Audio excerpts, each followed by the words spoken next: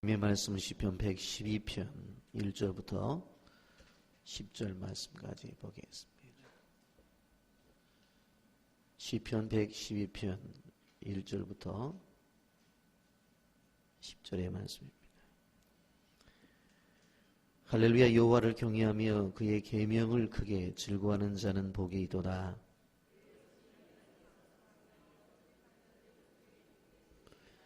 보화 재물이 그의 집에 있으며 그의 공의가 영구히 서 있으리로다.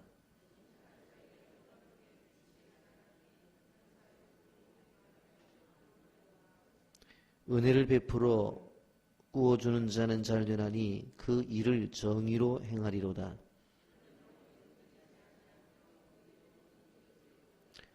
그는 흉한 소문을 두려워하지 아니하며 여호와를 의뢰하고 그의 마음을 굳게 정하였도다.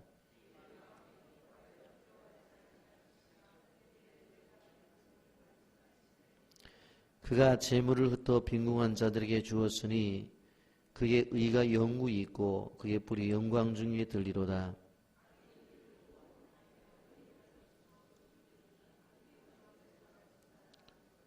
아멘. 지금은 고인이 뒤졌지만 한국인의 기업가 중에 존경받는 인물이 계셨습니다. 한국유리의 창업자인 최태섭 장로님이십니다. 그는 일사후퇴 때에 은행에 가서 자기가 대출을 받은 돈을 갚으려고 합니다. 그랬더니 창구 직원이 이 난리통에 어떻게 될지 모르니까 선생님 그냥 가십시오. 지금은 전쟁통이니 피난이나 가라고 합니다. 그 순간 이 장로님이 시편 24편의 말씀이 떠오르는데 시편 24편 3절 4절 말씀을 통해서 그에게 주신 말씀은 여호와의 산에 오를 자 누구며 그의 거룩한 곳에 설 자가 누구인가? 곧 손이 깨끗하며 마음이 청결하며 뜻을 허탄한 데 두지 아니하며 거짓 맹세하지 아니하는 자로다 라고 하는 말씀이었습니다.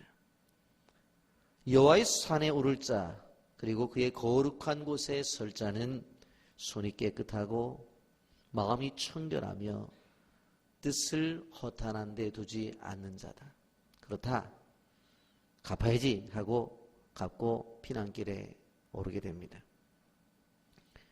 피난에 제주도까지 가게 되어지는데 그곳에서 군사령관으로부터 정직함을 듣고 바로 절인 물을 납품해달라는 요청을 받게 됩니다. 성실하게 최선을 다해서 그 일을 하자 부대에서 먹는 생선을 공급하되 신선한 생선을 공급해달라는 납품 요청이 들어와서 그것도 성실하게 납품을 합니다. 갈수록 분량이 많아지자 이제 온양 어선을 구입해서 온영업에 뛰어들 계획을 세우는데 돈도 없습니다. 그리고 은행에 가서 돈을 빌릴 담보도 없습니다. 그러나 은행에 가서 융자 신청을 하게 되어지는데 불확실한 전쟁 상황 속에서 거금의 돈을 줄 수 없다는 대답을 듣고 나오면서 그래도 자신의 대출 상황이 잘 정리가 되었는지 지금까지 빌렸던 돈은 다 갚았는지 확인을 하는 과정 속에서 은행 직원이 깜짝 놀랍니다. 바로 당신이군요. 중공군이 서울에 들어오기 몇 시간 전에 빚을 갚았다는 사람을 들었습니다. 당신의 이야기는 은행가의 전설이 되었습니다. 당신을 은행장에게 소개하고 싶습니다. 은행장은 이 최태섭 장로를 알아보고 그의 손을 잡고 말을 합니다.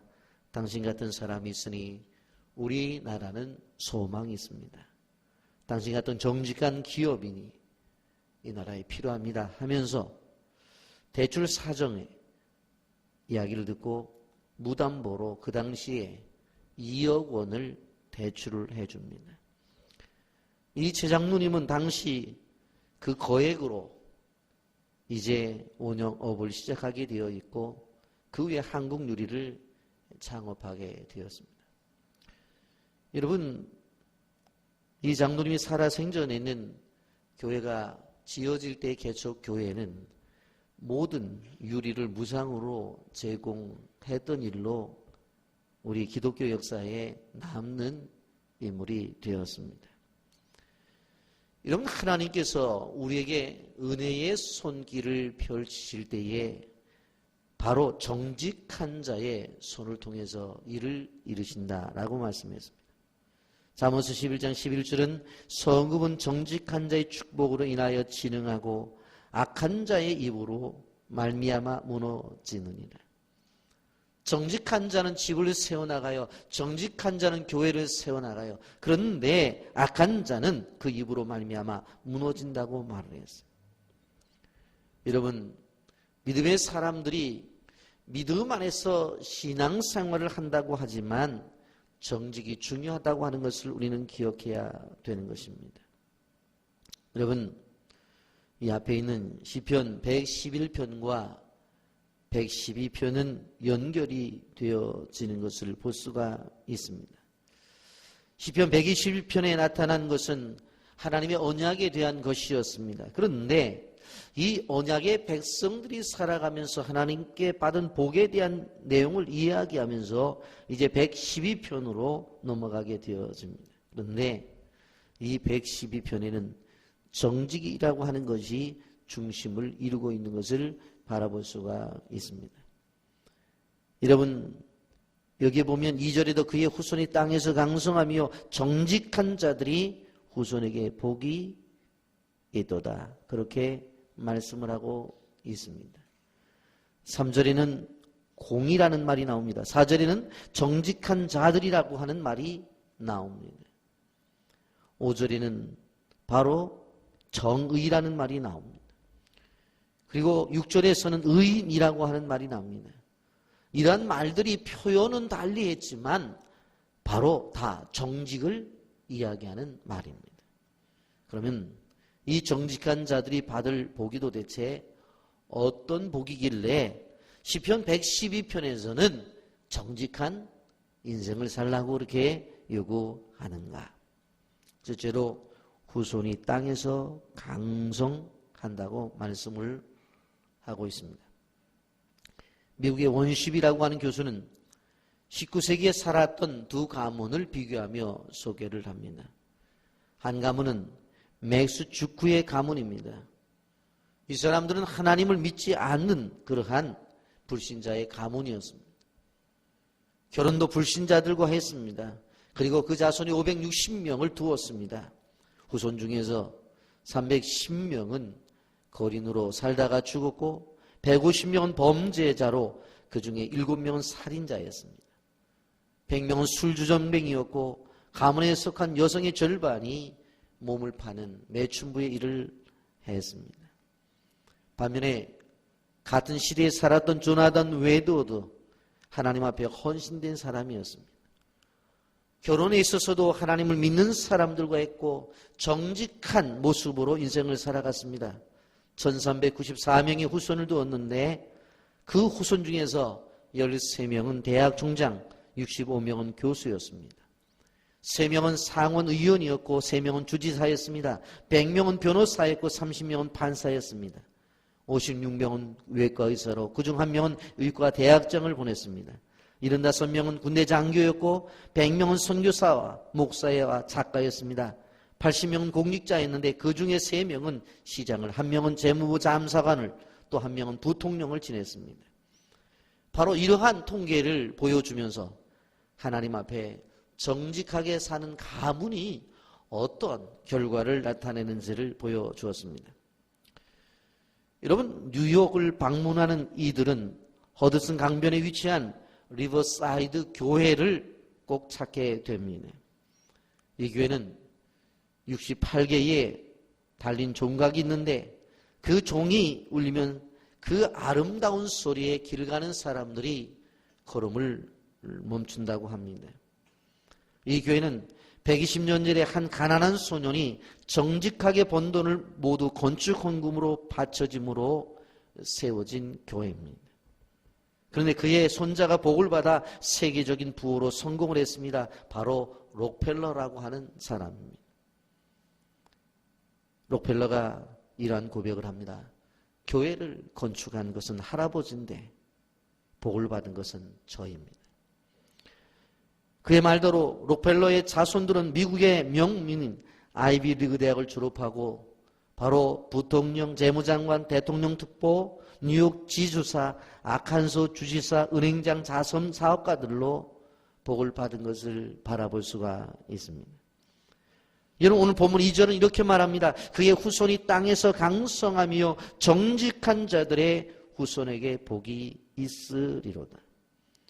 저는 이 말씀을 내 목회에 있어서 정말로 큰 기도의 제목을 삼고 지금까지 왔습니다. 제가 개척을 했었을 때 여러분들이 아시다시피 아주 어려운 지역에서 개척을 했습니다. 그때 청년들을 제가 성경을 공부를 시켰을 때에 많은 이야기들을 우리 청년들과 나눴습니다. 어느 날 제가 웃으면서 그렇게 말을 했습니다. 너희 집안에 좀 이름을 내놓을 만한 인물이 있으면 좀 얘기를 해봐라. 목사님, 아무도 없습니다. 그래도 사회적인 지위를 갖고 있는 분들이 있을 거잖아. 한번 얘기를 해보라고. 아무도 없습니다. 그러면 너희 외갓집은? 아무도 없습니다. 그때 제가 하나님의 인도하심과 성령의 음성을 듣고 이렇게 말을 했습니다. 그렇다고 한다면 내 가문을 빛낼 인물이 내가 되라. 그리고 내 가문의 이름을 낼 인물을 내 집에서도 없고 외갓집에서 없다고 한다면 내가 그 인물이 되라. 내가 공부를 열심히 해서 사회적인 지위를 얻고 그리고 사회 속에서 인정을 받는 사람이 되라.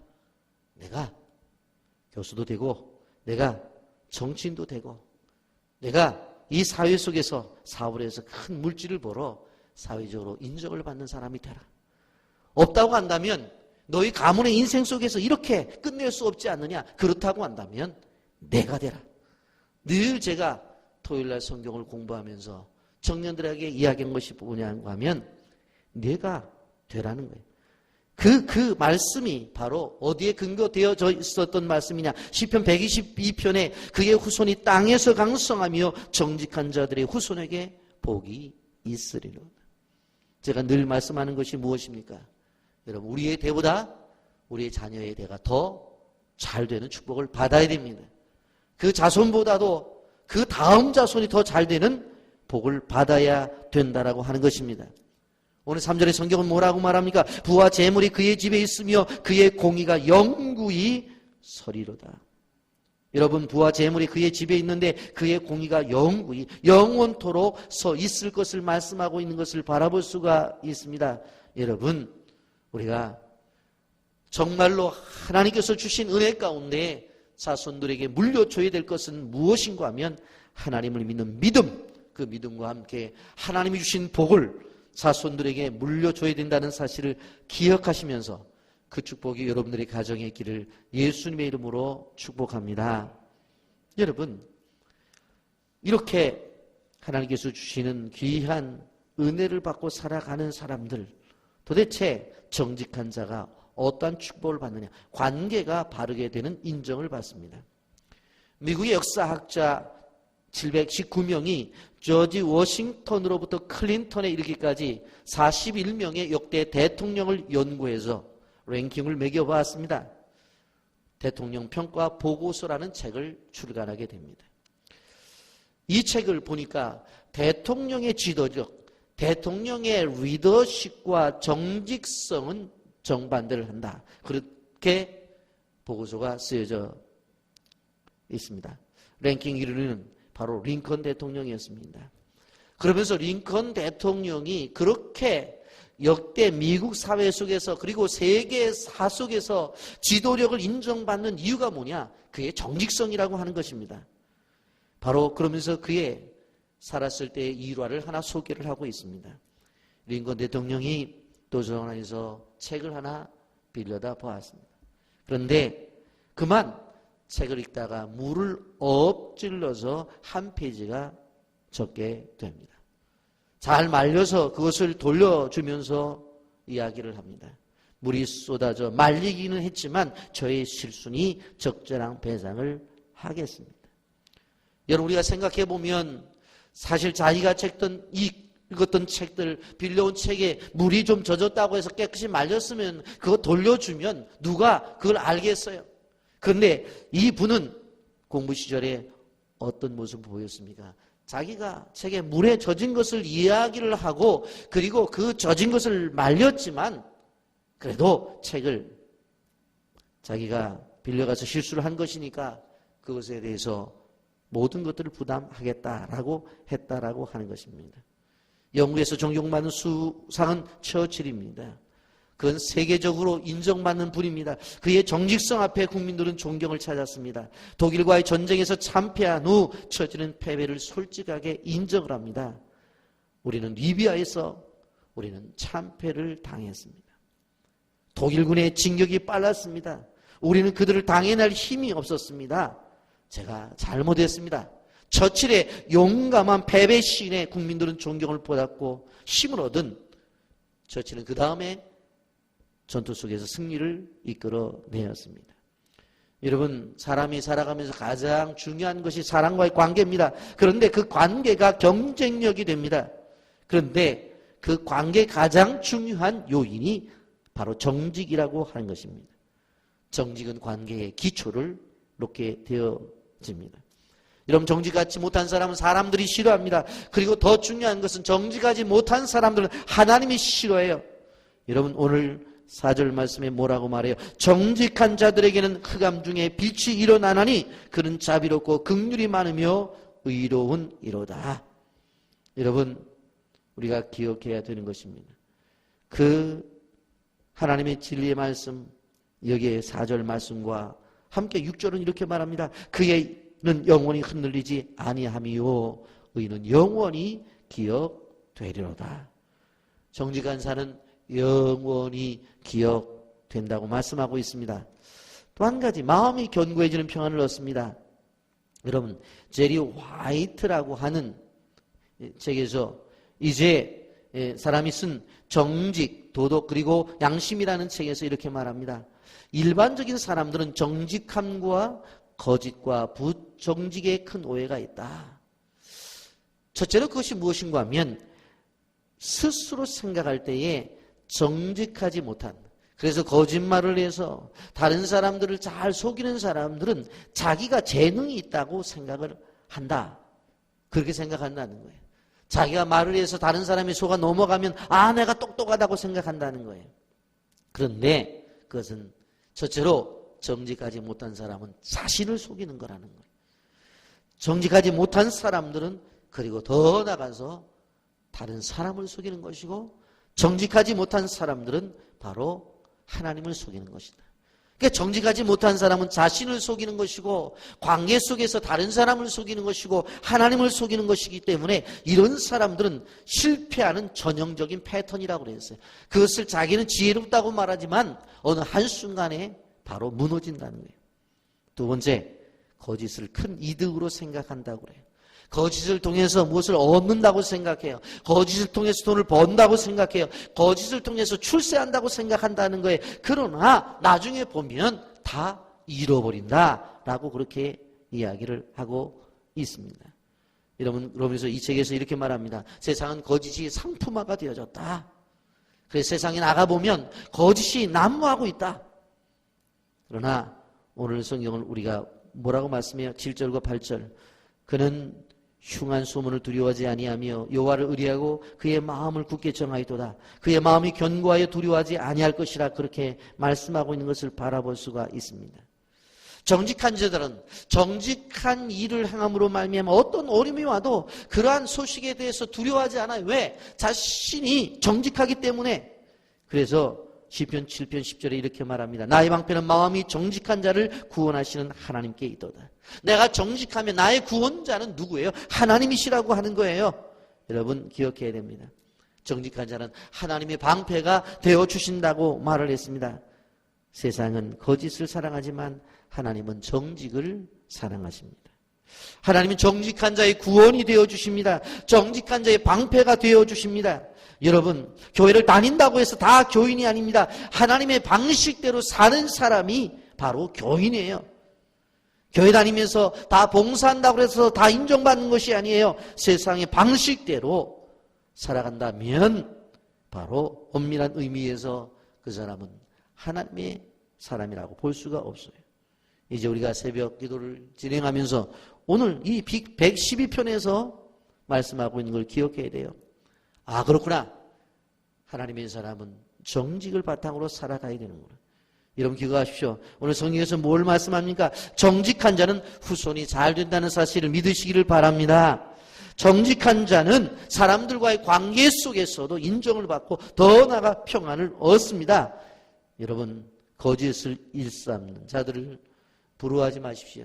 아무리 나의 삶이 가난해도 정직하게 되어지면 내 때는 안 되더라도 다음 세대, 그 다음 세대 하나님께서 복을 주신다는 사실을 기억하시면서 하나님께서 주시는 자손을 통해서 여러분의 삶을 통해 주시는 복이 있기를 예수님의 이름으로 축복합니다. 아멘.